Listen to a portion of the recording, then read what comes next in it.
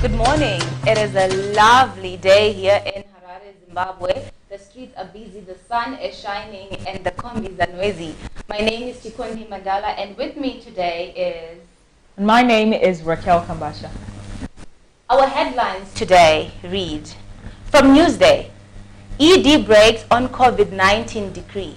From the Daily News, worry over Zim's corona readiness as doctors express reservations. From the Herald, President commissions $15 million irrigation project. And now for our news in detail. Over to you. And in the Daily News today, our main headline reads, worry over Zim's corona readiness. As the deadly coronavirus continues to spread and to wreak havoc around the world, health experts are concerned about Zimbabwe's readiness to deal with the pandemic, the Daily News reports. This is despite the raft of measures that were announced by the president on Tuesday, as he said that Emerson Mnangagwa, to combat that disease, as well as ongoing assurances by authorities that all will be well even if COVID-19 reaches the country. Now, the only problem here was that we had Minister Mtuli Mugabe telling us we've got 3.2 billion ready to deal with the coronavirus. But now you've got doctors saying that if this hits us, we're not even in the least bit prepared. Because for some of them, they don't even know exactly how to deal with a coronavirus patient. So I'm really wondering, if you've got 6 ICU units in Parinyatwa with only 2 that are functional, how ready is Zimbabwe? How ready is Zimbabwe ready for the coronavirus? Yeah, I think that is very interesting. I think just at face value, we can all agree that we're not ready. Just looking at our economic situation, there's no way we can say that we are ready for this virus should it hit Zimbabwe. But hey, like they said, apparently we still got patients that are still testing negative. So when it comes and somebody actually tests positive, we'll be waiting for Professor. He did say we've got 3.2 billion. So until that time comes, we will be waiting. Yes, we will. In other news, ED breaks on COVID-19 decree. President Emerson Mnangagwa yesterday broke his own decree banning all public gatherings in excess of 100 people by addressing a rally attended by thousands of supporters in Nyanga less than 24 hours after he made the refrain to contain the outbreak of the novel coronavirus, which is causing havoc in global markets.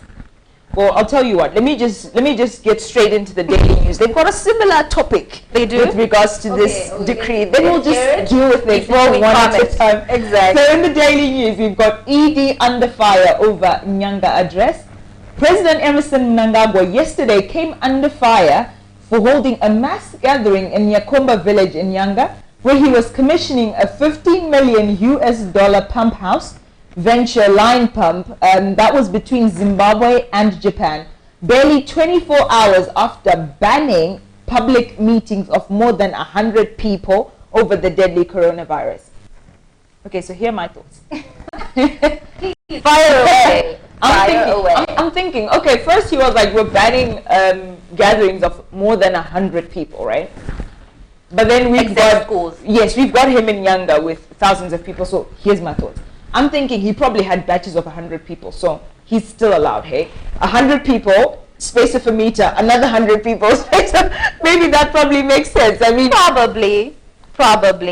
But in his defense, he did say that this would start being implemented tomorrow, the day after. So it's more like... Pamberi nekudzivirira coronavirus, but we start tomorrow. Yeah, we start like... Is that how it's going? Hey. All right, what else do you have? That is moving on. MDC counselors lose university admission. 2 MDC counselors, Kudzai Kadzombe and Denford Ngadziwore, have lost their places with the Catholic University of Zimbabwe following revelations that they had cheated their way into enrolling for degree programs. What's your take on this one? We've got counselors cheating their way into a program. Hey, look, I mean, at the end of the day, I feel like when I'm like 30 something years old and probably I also get into the system, I could just wake up with... I mean, I'm kind of impressed that they're at least willing to go to school and not that they're just going to just buy their degrees. You know, it is commendable, but hey, on the other hand... In a twisted way. On the other hand, we've also got Mr. Mpoko, who's fighting for a much larger pension. In the Daily News, it was reported that government offers Mpoko 765,000 pension. The government has offered former Vice President Pelekezela Mpoko 765,706.58 as pension benefits against his $320,000 US demands. This comes after Mpoko approached the court declaring government's decision to withhold his $320,000 US pension illegal and unconstitutional. Okay, my problem is, okay, no disrespect whatsoever to the former vice president, but he was in the system for a very long time, right? Mm-hmm. And he knows the type of situation that Zimbabwe is in. We simply do not have the money. We do not. Here's what they're offering him, 765,000, but he wants a whopping 320,000 US dollars. Like, not being selfish or anything, but where exactly is that money trying to come from?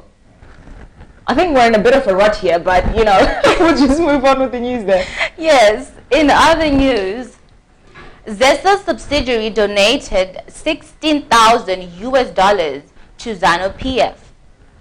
A final forensic audit on ZESA holdings by Prince Waterhouse Coopers, which was tabled before Parliament on Tuesday by Energy Deputy Minister Magda Mujgiwa, has revealed that one of ZESA's subsidiary companies, Zend, a manufacturer of transformers, donated 16,000 to ZANU-PF in 2013 without approval from the management.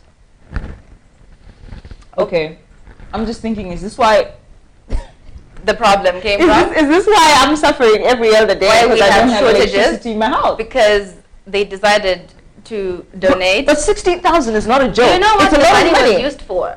What was it used for? For a dinner to fund the 21st Mugabe's 21st birthday. You know. Okay. I'm thinking, okay, if it was to fund a dinner, chances are, you know, the chicken that was used during this whole dinner, probably it was kept in a house somewhere. That's how they were breeding it.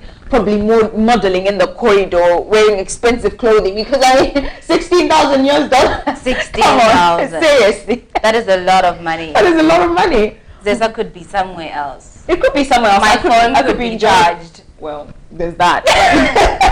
In the Daily News, we've also got rogue prison officers jailed.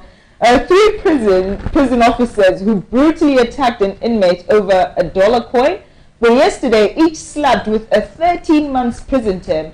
Tawana Nyoni, 32, and Norman Chari, 38, and as well as Marshal Nyandoe will serve 7 months effective each after Harare magistrate. I feel like this one is a bit of a sad one because, seriously, it's a dollar, right? Mm-hmm. That's the first thing. The second thing is, I can't even buy a lollipop with a dollar. I could enjoy it, freeze it every day, but, or maputi even, but. No, not anymore. Not anymore. Maputi are like what, 2, 3? And the sad part is they assaulted this guy for just a dollar worth of a coin. My only comments goes to me commending the justice system. I think this is something that is quite commendable. For once, you've got them actually apprehending police officers who are doing innocent prisoners. Oh, okay, fine. Innocent prisoners. You get what I mean. You mean that they did wrong, but because they're in a correctional facility. Yeah, I mean, he's innocent for what they did to him. Yeah, yeah. He's innocent for what they did to him. And at the end of the day, I am quite happy about this move there. And really hope it's a long 7 months for them. And our next headline. Parliament adjourns over coronavirus. Parliament was yesterday adjourned earlier than scheduled due to the coronavirus skid and the sitting chaos in the National Assembly, where 270 legislators are packed in a house that can only sit 150. I don't know, why do we have 270 legislators sitting in a house that only sits 150? I mean, that's a question. But then again, okay, there's that. But well, then thanks to Corona, because I mean now they can't convene, can they? But I will miss Pali. That was one of the most entertaining. So hectic. It's so fun to watch. If you don't watch the please. You should. I mean, you've got your political issues being addressed, but you've also got the entertainment. The drama, side. yes. We could pay some of them just to entertain us. It's that simple. They're great singers, banging desks, amazing dancers. So in the daily news, we've also got fuel players that challenge Zera. Fuel players have approached the High Court challenging the Zimbabwe Energy Regulatory Authority notice, which announced an 8,600% hike in license renewal fees. According to the Indigenous Petroleum Association of Zimbabwe, the increase will see fuel players paying up to 2 million per year. That's up from 23,000. Okay, my only concern with this is that on top of what we've been going through so far with fuel challenges, shortages and all that, with a move like this, upping their licensing fees from 23,000 to 2 million only means that we've got tough times ahead. Tough times. It possibly can't get any easier. But what else do you got first in headlines? Brace for more water cuts. No one wants to hear that. No, I don't. No one wants to hear that. To get that. No one wants to hear that. Bulawayo residents are likely to face more water cuts beginning Saturday as the local authority refurbishes the Critorian water treatment plant and the bulk water meter chambers in the distribution network. The city currently has a 96-hour-a-week water rationing program due to the lower levels at its supply dams, some of which have since been decommissioned. This is sad, because what you don't need is less water. I mean, no electricity, no water.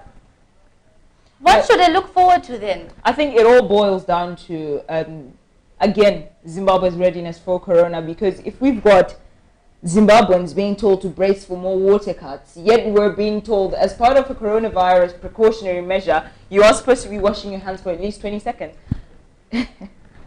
Okay, I don't know about that, but I'm really hoping that Zimbabwe has something planned for us if we're to get this situation, make it any better, because where we're headed is definitely a rough time for us ahead. It's worrying.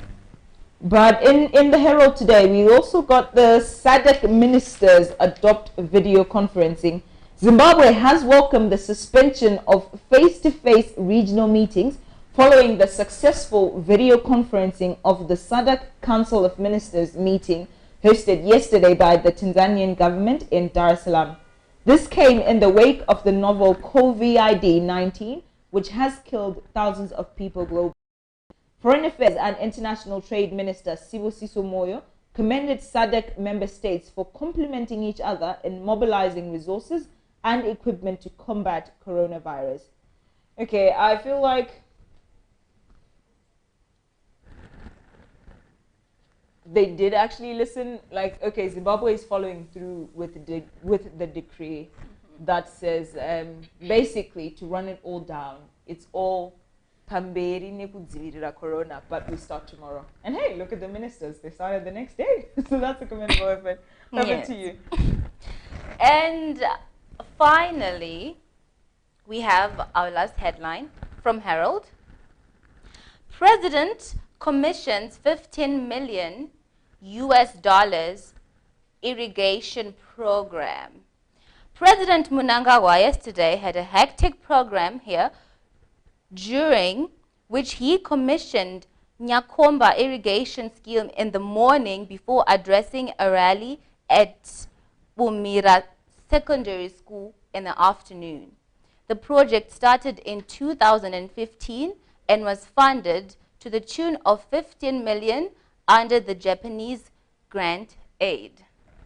It's always good when I hear that something is being done about the agriculture and that, you know, there's money that's being sent to that department with, you know, irrigation and the likes. It's commendable. Well, for me, it's never commendable until we see some progress that's actually happening there, because there's no point if you keep pumping money into different sections of either ministries or sections or sectors, whatever, but there's no actual tangible results. So at the end of the day, I'm really hoping now that 16 million that they have pumped into irrigation, there's something that will come of it. In this situation, we can't say it's the thought that counts. They had the results. How many thoughts Is have what? no. How many thoughts have been counting in Zimbabwe? How many thoughts? Because that's where it ends. It's just a thought. It's just a thought. Yes, it's not high time that we actually see And you the end up results. not really knowing whether it's true or not. Whether Well, they really did. we can't judge them for that, There are but no results. this time at least we'll challenge them with this. We will be waiting for the results. Yes, we will. And it seems like that's all we had for you today. It's all been Corona, Corona, Corona. Hopefully tomorrow from the newspapers, Daily News, Herald, give us something else that we can deal with. We're tired of hearing about Corona. We want something positive. Yes, we do. We definitely do. And that's it from us today. Have a lovely day.